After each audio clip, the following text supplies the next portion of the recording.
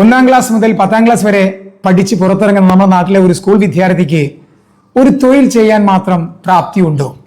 അതിനുവേണ്ടി അവൻ വീണ്ടും പഠിക്കണം. 10ാം ക്ലാസ് വരെ കഷ്ടപ്പെട്ട് പഠിച്ചവന്റെ ബാലൻസ് ഷീറ്റിലുള്ളത് ഒരു SSLC ബുക്ക് മാത്രമാണ്.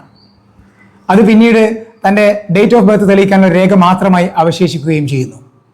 എന്തുകൊണ്ടാണ് നമ്മുടെ വിദ്യാഭ്യാസത്തിൽ കാര്യമായ പരിഷ്കാരം ഈ അർത്ഥത്തിൽ വരാതിരിക്കുന്നത്? 10 വർഷം കഷ്ടപ്പെട്ട് പഠിച്ച ഒരാൾക്ക് ഒരു തൊഴിൽ ചെയ്യാൻ മാത്രം പറ്റുന്നില്ലെങ്കിൽ എന്തുകൊണ്ട് നമുക്കതിൽ മാറ്റം വരുത്തിക്കൂടാ? വിദ്യാഭ്യാസ വിചക്ഷണന്മാർ ചിന്തിക്കേണ്ട പ്രധാനപ്പെട്ട ഒരു കാര്യം തന്നെയാണിത്. 10ാം ക്ലാസ് വരെ പഠിക്കാൻ 10 വർഷം വേണം എന്നുള്ളത് സത്യം തന്നെയാണ്. എങ്കിലും ആ വിദ്യാഭ്യാസത്തിന് കൂടെ എന്തുകൊണ്ട് നമുക്കൊരു തൊഴിൽ നൈപുണ്യം നേടാൻ, സ്കില്ല് പഠിപ്പിക്കാൻ, ലൈഫ് സ്കില്ല് പഠിപ്പിക്കാൻ സമയം കണ്ടെത്തിക്കൂടാ?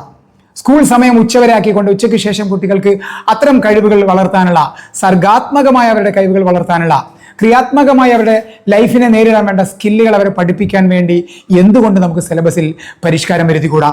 തീർച്ചയായിട്ടും മത്സര പരീക്ഷകൾക്ക് വേണ്ടി മാത്രം നമ്മൾ കുട്ടികളെ ഒരുക്കുമ്പോൾ ആ മത്സര പരീക്ഷയിൽ തോറ്റുപോയാൽ ജീവിതത്തെ നേരിടേണ്ടത് എങ്ങനെയെന്നുള്ളത് കൂടി അവരെ പഠിപ്പിക്കാൻ കഴിയുന്നില്ലെങ്കിൽ നമ്മൾ അവരോട് ചെയ്യുന്ന വഞ്ചനയായിരിക്കും നമ്മുടെ വിദ്യാഭ്യാസം എന്നുള്ളത്. ഏതൊരു സമൂഹത്തെയും വാർത്തെടുക്കുന്നത്, നാളത്തെ തലമുറയെ നിശ്ചയിക്കുന്നത് ഇന്നത്തെ വിദ്യാഭ്യാസമാണ്.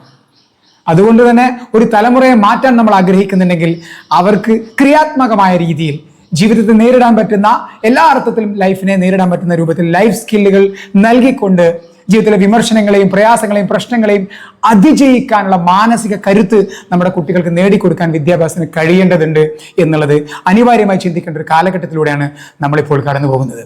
തീർച്ചയായിട്ടും ലൈഫ് സ്കിൽ നേടിക്കൊണ്ടുള്ള സ്കിൽഡ് ആയിട്ടുള്ള ഒരു യൂത്തിനെ വളർത്താൻ നമ്മുടെ രാജ്യത്തിന്റെ രാഷ്ട്രപിതാവ് വിഭാവനം ചെയ്തിരുന്നു. അദ്ദേഹത്തിന്റെ സ്വപ്നത്തിലുള്ള വിദ്യാഭ്യാസം സ്കിൽ ഓറിയന്റഡ് ആയിരുന്നു. പക്ഷെ നമുക്ക് എവിടെയോ അത് കൈമോശം വന്നു പോയി. അതുകൊണ്ട് തന്നെ നമുക്ക് രാഷ്ട്രപിതാവിനെ ഓർത്തുകൊണ്ട് വിദ്യാഭ്യാസത്തിൽ കാലോചിതമായ പരിഷ്കാരം അനിവാര്യമായി കൊണ്ടുവരേണ്ടത് പ്രത്യേകിച്ചും സ്കൂൾ വിദ്യാഭ്യാസത്തിൽ അനിവാര്യമാണ് എന്നുള്ളത് പറയാതിരിക്കാൻ വയ്യ.